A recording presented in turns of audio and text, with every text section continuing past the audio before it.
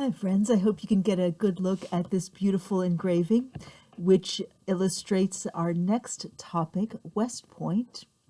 So that will be essay number 147.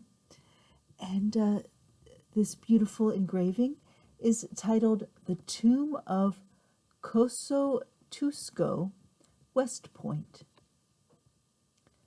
All right, hopefully you can get a good look at that. It's a nice one. So this great big book is called American Miscellany.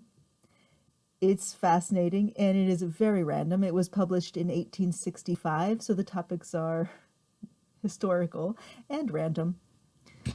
So our last topic was actually essay number 146. It was a rambling essay upon rooms, which is a hilarious title, and actually kind of an interesting essay. And our next essay, as I said, is on WestPoint. But sometimes the publisher will kind of put in these little blurbs kind of between essays to just take up a little bit of space, to, I guess, use up all the paper that they could, not to waste space. So, and actually, I believe that this little blurb, usually they're quite random, but this one for once is actually kind of appropriate, a very nice segue between our last essay, which was that rambling essay on rooms, and our next essay, which is just simply titled WestPoint. So let's go ahead and read this little blurb that has nothing to do with nothing here on page 376 of American Miscellany. Right. If we judged correctly of human character, we should admit that the mechanic who made the chair in which Xerxes sat, when he reviewed his mighty host, or witnessed the sea fight at Salamis, was a more useful member of society than that great king, and that the artisans who constructed the drinking vessels of Mardonis, and the brass mangers in which his horses were fed, were really more worthy of posthumous fame than that general, or the monarch he served. And if it be more virtuous, more praiseworthy to alleviate human suffering than to cause or increase them, then that old mechanician, I guess it's like a mechanic magician, that old mechanician who, when Marcus Sergius lost his hand in the Punic War, furnished him with an iron one, was an incomparably better man than that or any other mere warrior. Excellent point. All right, let's go ahead and turn to page 378. All right, 378 and essay number 147, WestPoint. The engraving we have presented on the previous page may give to those of our readers who have never beheld the original some idea of the picturesque beauties of WestPoint. To be fully realized, however, it needs to be seen, for it is not within the utmost scope of the limner's pencil or the graver's art to do full justice to the magnificent river and mountain scenery there displayed. There, indeed, does the Hudson appear an immense mirror in its mountain frame. All that is grand in the prospect of rock and mountain, or beautiful in the waves of a broad, deep river, or venerable from the associations of history and patriotism, may be seen combined in the landscape of WestPoint. To the left of our picture may be seen, eloquent in its very simplicity, the monument to Kosciuszko, the brave Polander who fought in our revolution, and afterward battled, martyr-like, for the freedom of his native land. As if it helps, that's spelled Kosciuszko, Kosciuszko, the brave Polander. Indeed, the spot is as remarkable for memories of the past as for its extraordinary prospect of mountain and flood. Hallowed by the footsteps of Washington and Kosciuszko,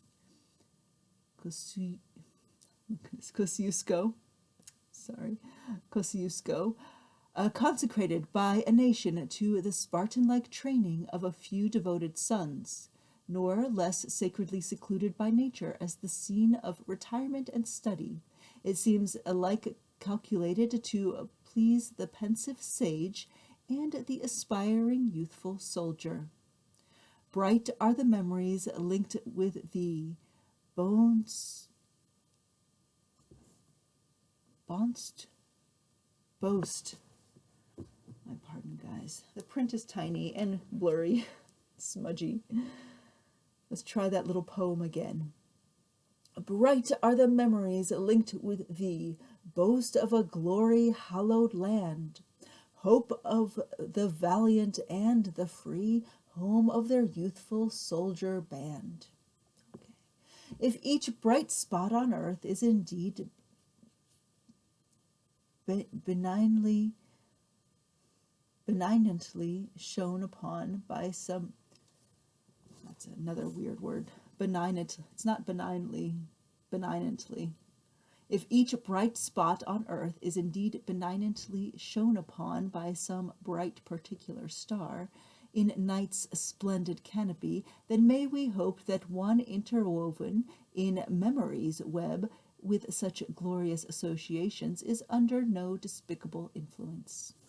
WestPoint is situated upon the west bank of the Hudson, where the river makes an angle, forming the point from which it derives its name.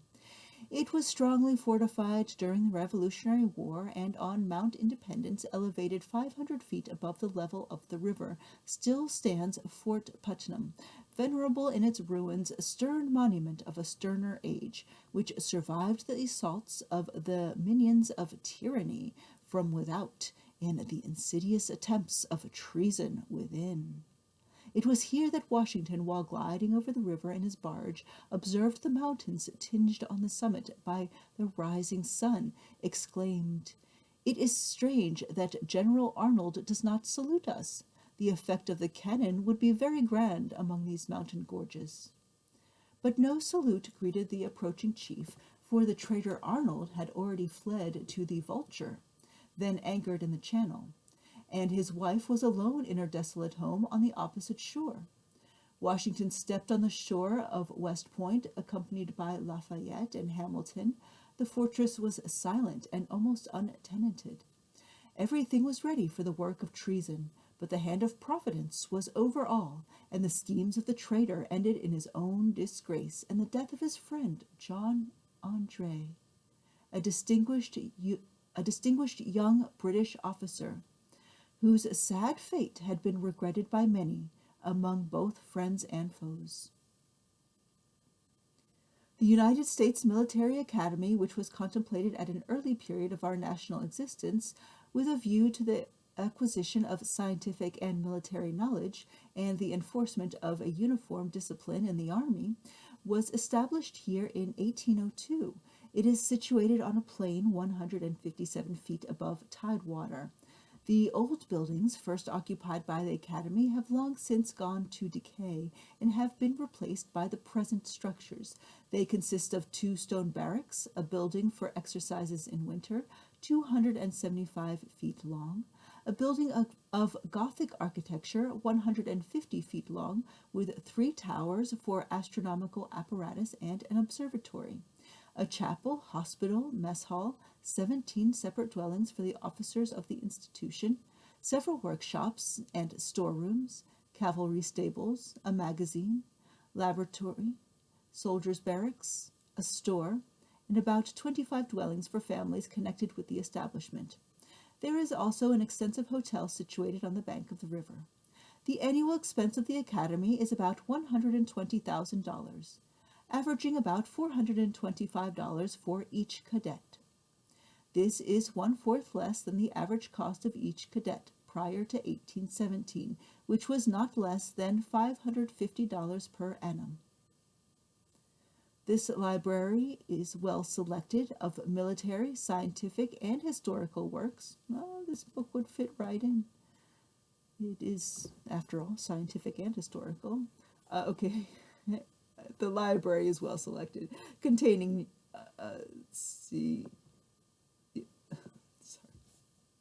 Lost it. The library is well selected of military, scientific, and historical works, containing nearly 10,000 volumes.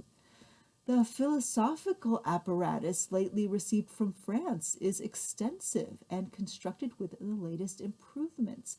The chemical laboratory and mineralogical cabinet yet require enlargement.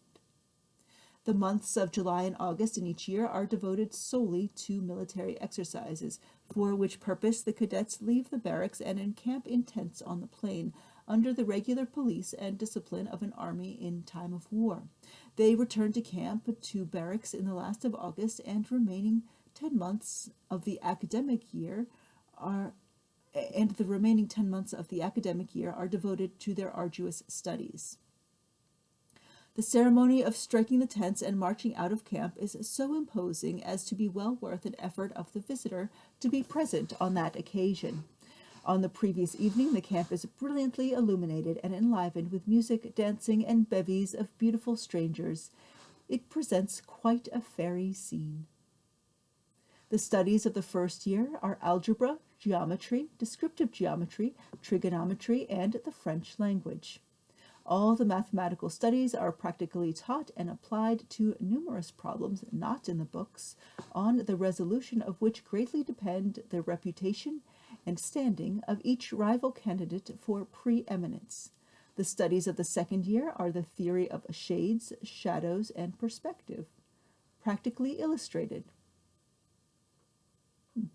Analytic geometry, with its application in conic sections, the integral and differential calculus, or science of fluxions, surveying and mensuration, the French language, and the elements of drawing, embracing the human figure in crayon. Oh my God! Do you see this? Do you see how much they valued art, that they put it in a military institution in 1890? I love this. We need to remember how important it is. This completes the course of mathematics and also of French, which the cadets learn to translate freely as a key to military service, but which few of them speak fluently. The third year is devoted to a course of national philosophy, including mechanics, optics, electricity, magnetism, and astronomy, together with chemistry and sketching landscapes with the pencil and topography with the pen, which complete the course of drawing. Oh, man. I would have been a star in that thing. Oh, my goodness. Okay. But it's okay. 161 years later. It's fine. The fourth and last year is appropriated to the study of artillery and infantry tactics, the science of war and fortification, or military engineering, a course of civil engineering embracing the construction of roads and bridges, railroads and canals, with the improvement of rivers and harbors, a course of mineralogy, and military pyrotechny,